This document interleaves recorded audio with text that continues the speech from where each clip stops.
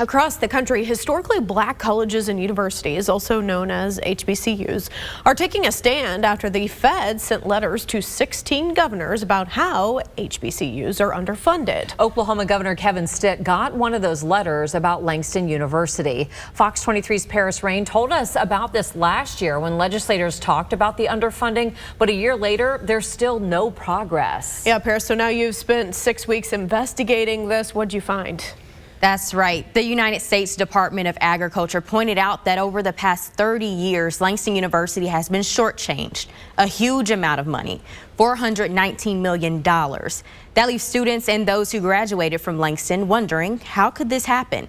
And I was determined to get them answers. For years, Langston University has been underfunded, but no one knew how much. Not until the United States Department of Agriculture and the Department of Education sent this letter to Oklahoma Governor Kevin Stitt. It's one of 16 letters sent to governors across the country. It says, Langston University, the 1890 land-grant institution in your state, while producing extraordinary graduates that contribute greatly to the state's economy and the fabric of our nation, has not been able to advance in ways that are on par with Oklahoma State University, the original Morrill Act of 1862 land-grant institution in your state, in large part due to unbalanced funding. I found that for every dollar the federal government gives to Oklahoma, the state, at a minimum, is to match it dollar for dollar. I looked into how much Oklahoma State University makes in comparison to Langston University, with them both being land-grant institutions. For every dollar OSU gets, the state's match is $3.14.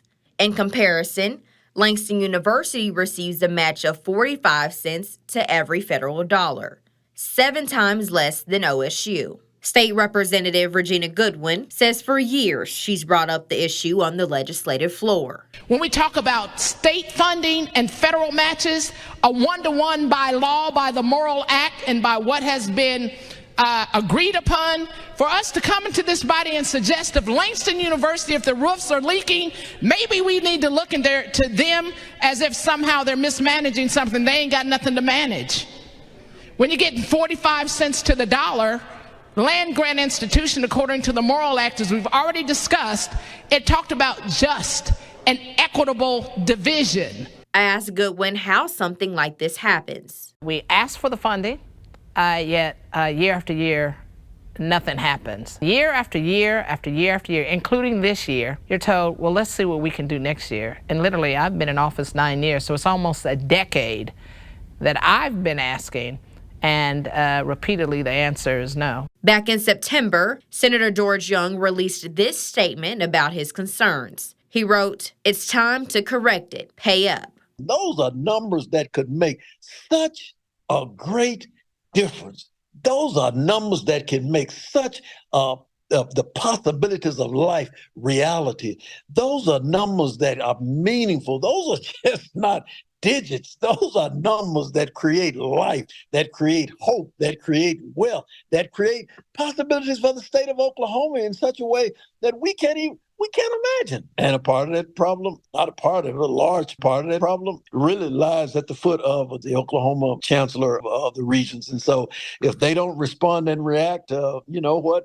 We're still going to have a struggle on our hands. I called and emailed the Oklahoma State Regents for Higher Education multiple times, but I have not heard back yet. I also asked Langston for an interview, but they said they don't want to talk about this. They would only give me this statement. Langston University is encouraged by the significant efforts on the part of the legislature toward meeting the mandated match funding research and cooperative extension, further closing the gap of the reported more than $400 million discrepancy in funding since 1987. Langston University continues to communicate routinely with Oklahoma legislators regarding the variety of funding needs, including supportive academic programs, capital and infrastructure needs, and workforce initiatives. So I came to Langston University myself to speak with some of the students to get their reaction. It makes me feel sad. It makes me feel like HBCUs are underappreciated. It makes me feel like we're not working the same opportunities as others, which is definitely far from the truth. What are you hoping can be done when it comes to the university and the underfunding? Being the only HBCU out here, like, I feel like we should be able to get the funds like the other colleges out in Oklahoma so that we can keep it up and keep our education up to par. I'm a third gen here. My older brother went here, my parents went here, and my grandparents all went here. Langston has a special place in my heart. It's just got so much culture, so much character here. It deserves a lot better. I really didn't know the deep history that was behind Langston until I really got here. Knowing that this school was funded by the townspeople of Langston doing bake sales, it really shows that people giving their all for me to be here today and have a future. So I really take pride in knowing that that I am somebody's dream, that I am somebody's hope of a better Oklahoma, a better America. While Langston is the only HBCU going through this underfunding issue in Oklahoma, 15 other HBCUs across the country are going through the same thing. And we got to have truth tellers and we got to have truth listeners. And the very folks that can do it and make it happen, all they have to do is just allow our money to be used for the very institutions that we care about. And that's all of our institutions. So I want OSU to continue to get their funding, but I also want Langston University to get the funding that they so well deserve.